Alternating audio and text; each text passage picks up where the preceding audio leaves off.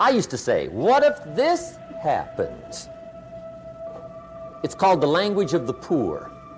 What if this happens? And on top of that, if this was to happen, look at the fix I'd be in. I better not try. I could always ace myself out. Then I'll tell you what changed my whole life when I finally discovered it's all risky. The minute you were born, it got risky. If you think trying is risky, wait till they hand you the bill for not trying. If you think investing is risky, wait till you get the tab for not investing. See, it's all risky. Getting married is risky. Having children is risky. Going into business is risky. Investing your money is risky. It's all risky. I'll tell you how risky life is. You're not going to get out alive. That's risky. The Englishman says, well, if that's the way it's going to work out, let's give it a go. Right, that's what it's for. Give it a go. Somebody says, yeah, but I'm looking for safety and security. Fine, then huddle in a corner. We'll cover you with a sheet, bring you 3 meals a day. And we'll protect you, feed you, look after you, care for you. We won't let anything happen to you, and you'll probably live to be 100. The guy said, well, yeah, I'd live to be 100. But what a way to live. Right. What a way to live, safe and secure. Don't ask for security. Ask for adventure. Better to live 30 years full of adventure than 100 years safe in the corner. And see, it's not important how long you live. What's important is how you live.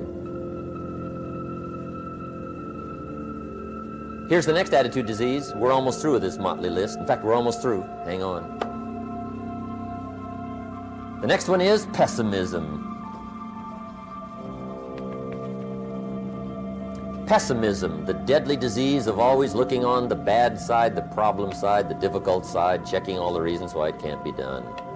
The poor pessimist leads an ugly life. He doesn't try to figure out what's right. He tries to figure out what's wrong.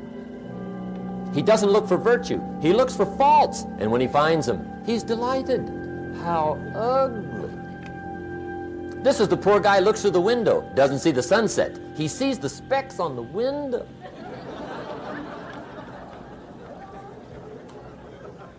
And this is the poor guy, right, who rushes up, takes such leave of his senses. This guy rushes up and he says, I've got 5 good reasons why it won't work.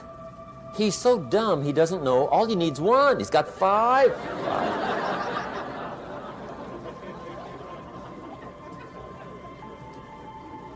To the pessimist, the glass is always half empty. To the optimist, the glass is half full. Why would the same measure affect people 2 different ways? Answer, it all depends on how you look at it. Our lives are mostly affected by the way we think things are, not the way they are. The way we think they are affects us most. There's a subject we don't have time to get into tonight called better thinking habits.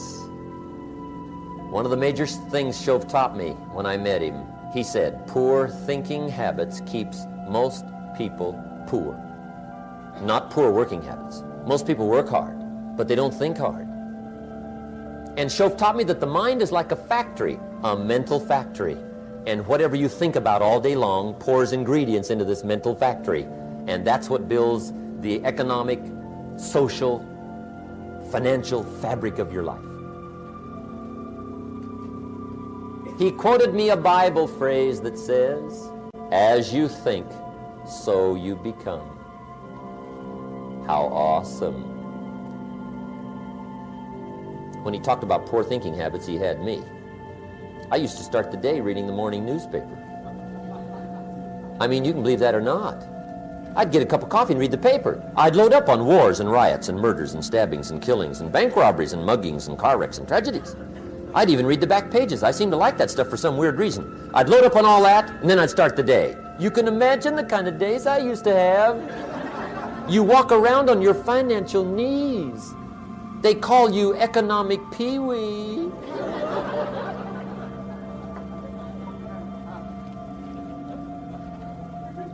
The guy says, I want to be a great leader. What?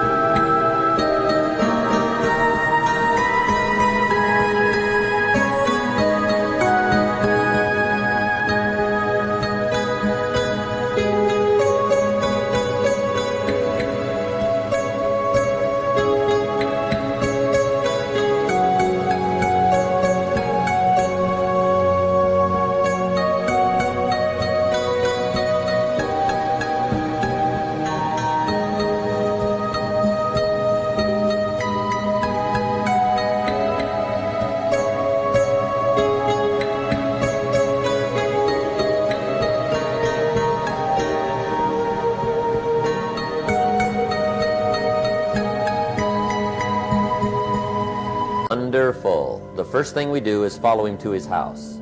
When we get there, we walk in and check his library, number one. Somebody says, well, why check his library? The reason is because what a man reads pours massive ingredients into his mental factory, and the fabric of his life is built from those ingredients. You would not believe what some people have got in their house to read. You would not believe. One of the best dressed up words I know for a lot of it is trash. Can you imagine dumping a barrel of trash into this mental factory every day and coming out with a rich, dynamic, positive life? It can't be done. You might as well try making a cake with cement.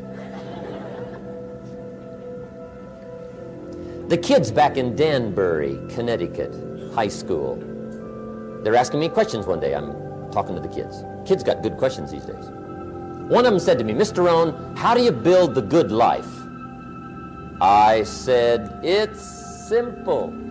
It's not easy, but it's simple. Here's how you build anything. Select the right ingredients, keep out the wrong ingredients, and it starts with thought. Everything starts with thought. So you must be wise and careful what you think about, because that starts everything. You got to be wise and careful.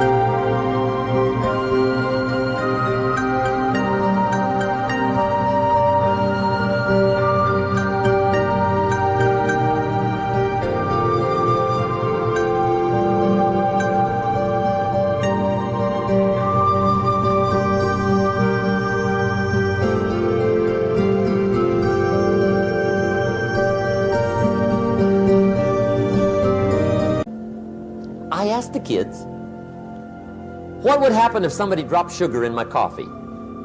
They said, well, you'd be okay. I said, what if somebody dropped strychnine in my coffee? They said, well, you'd be dead. I said, correct. Lesson one, life is both sugar and strychnine.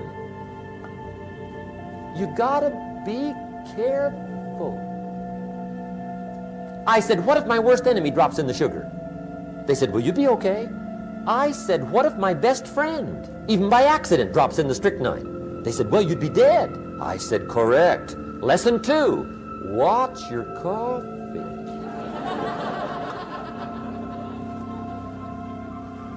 You got to be careful. See, it doesn't matter who hands you the bad stuff. It doesn't matter where you get the bad stuff. It'll still do its damage on your bank account, wherever you get it. Mr. Schoaf gave me one of the greatest phrases when I first met him, when he said, Jim, every day stand guard at the door of your mind. How important. Stand guard at the door of your mind. And you decide what goes into your mental factory. Don't let anybody just dump anything they want to in your mental factory, because you've got to live with the results.